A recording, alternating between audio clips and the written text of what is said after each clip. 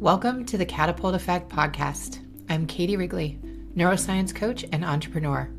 This podcast is for high-performing leaders who look capable on the outside, but know the pressure of carrying too much alone. Each week, we explore the internal and external systems that create real ease, from nervous system regulation to delegation and smarter support.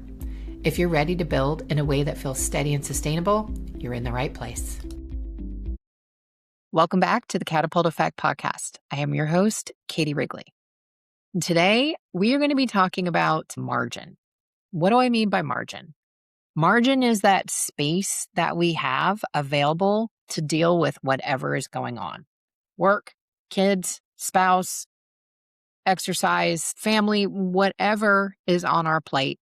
That's our margin that we have available. This idea for this episode came to me kind of in pieces.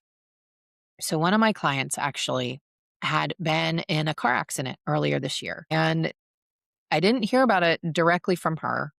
I learned about it on Instagram as she was posting and saying that for the first time in her life, she didn't actually freak out. And it was because she had created so much margin, in part with the work that we did and in part with work she had done prior to that, but she had so much margin that instead of freaking out the way she used to, which full disclosure, every accident I've been in so far, I have freaked out. But I also haven't been in one since I've done all this work on myself. Knock on wood that we keep that up.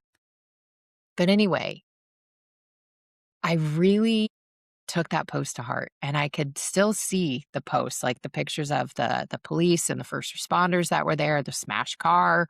Like it hit, she just took a moment, looked around, and is like, no, I'm actually okay. All right, how is everybody else? Let's call the police. Let's call an ambulance. Let's see if the other people are hurt. But she went into action without that massive anxiety spike and spiraling that way. Margin. Another way to look at it is like margin for life to happen. And so we are going to have life keep happening. You probably know this. If you've been on this earth for any significant period of time, you already know life's going to keep happening. You know, what is that old adage is man plans and God laughs? Yeah, pretty much. So we can try to control. We can try to have things move a certain way. And you can be sure that your plans are probably not going to go the way that you envisioned. Not all the time. Maybe they go that way most of the time. That's actually pretty cool if so. But a lot of times things are going to go sideways. And I've seen this over and over and over again. And until the last 6 months, I wasn't actually all that great about adjusting my to-do list around whatever margin I have available. But this time, I'm at a place where I'm so aware of that. And so we can create more margin in our life by allowing the body to release things that we're holding in there that are stressing us out. Things that are constantly sucking our energy from us. The amount of energy that we take to push down different emotions, and so many of us, raise your hand if this resonates, so many of us were taught to push it down and keep going because we had to survive, right? We had something else that we had to do. We had something that was important. And so we push down those emotions and we keep going. And then when we go back to visit them again, we're like, it's not that big a deal because it's not really as active in the body. But the body is holding everything. And these emotion is literally like energy in motion. And just as a side note, you are an energetic body. Albert Einstein proved there is no difference between mass and energy. Energy is a version of mass, or mass is a version of energy. I'm not that great at the physics, but at any rate, you are an energetic being.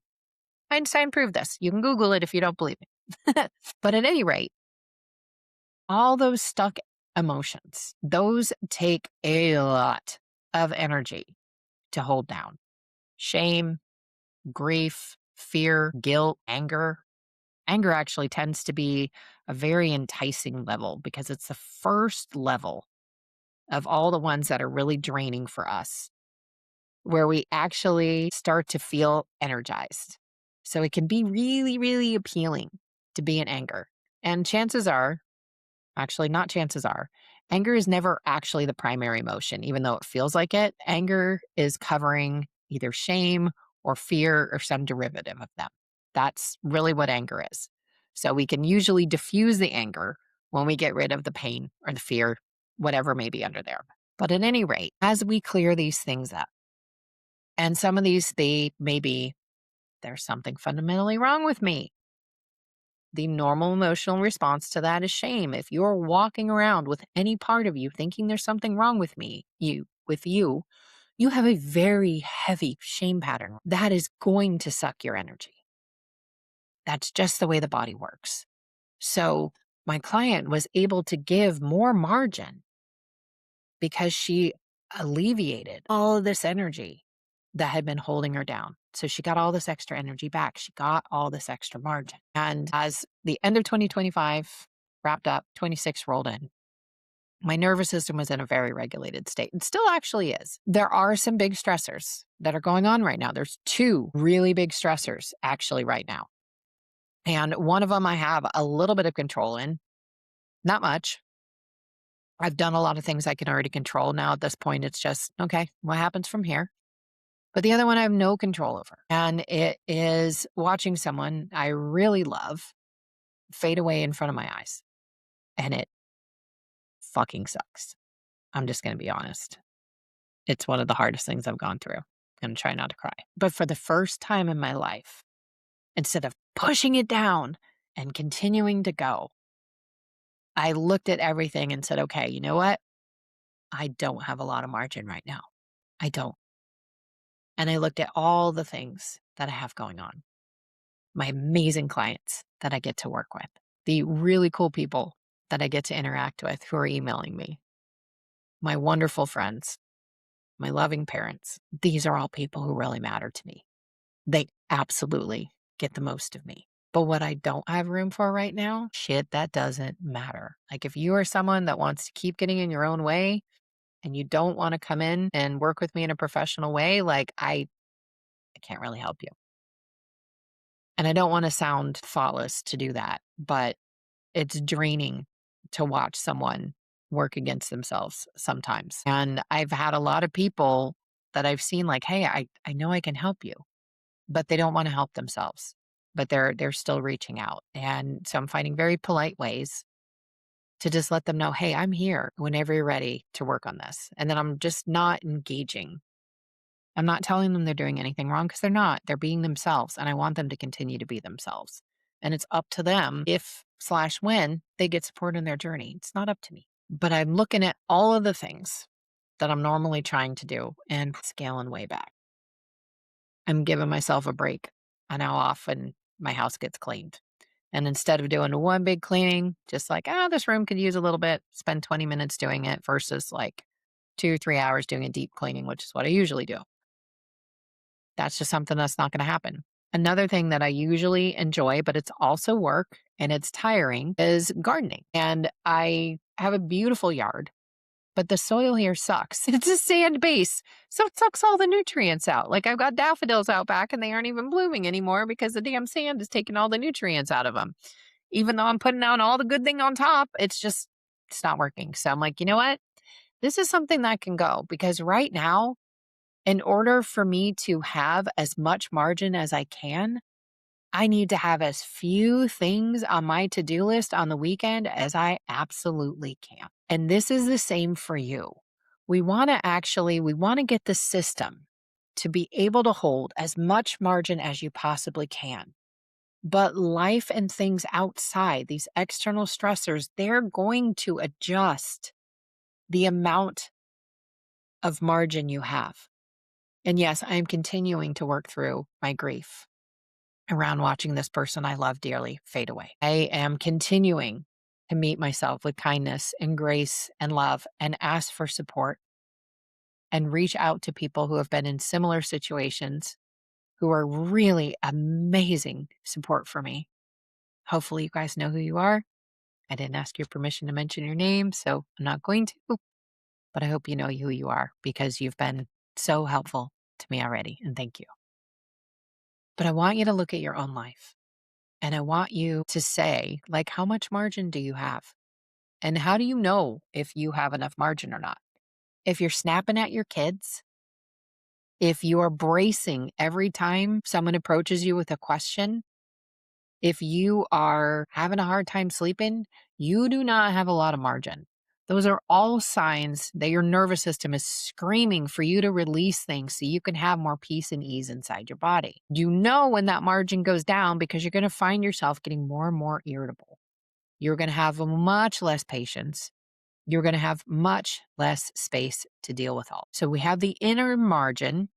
That's going to give us more space to deal with. But as we have ongoing things that are taking a toll on us, we want to continue to process as we go. And we also want to look at what else can we do here to give ourselves more margin. In that case, it's taking stuff off of my to-do list so that I have lots of space to spend time however I want to spend time. No holds barred, no rules, just what is going to feel good to do in this moment.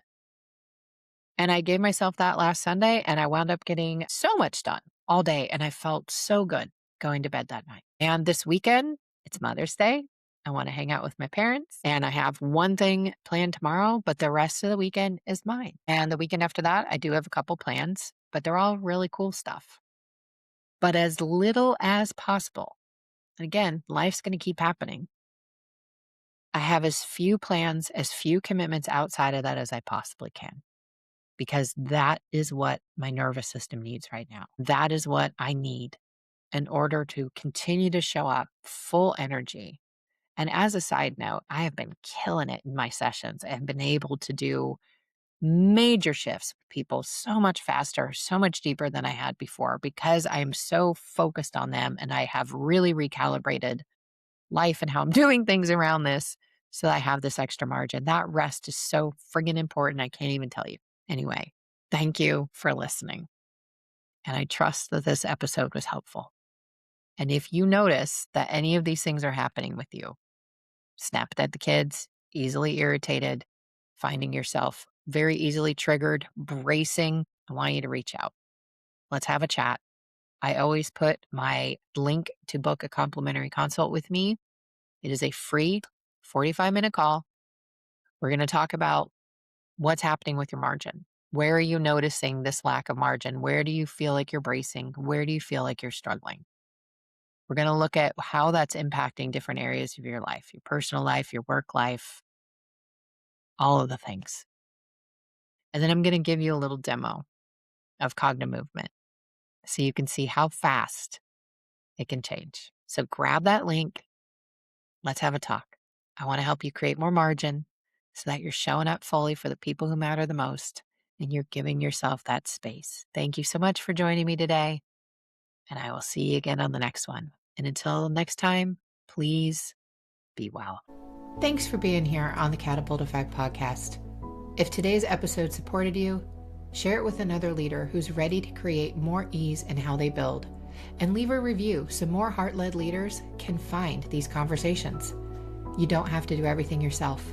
When the right systems are in place, inside and out, business gets lighter. Until next time, protect your capacity.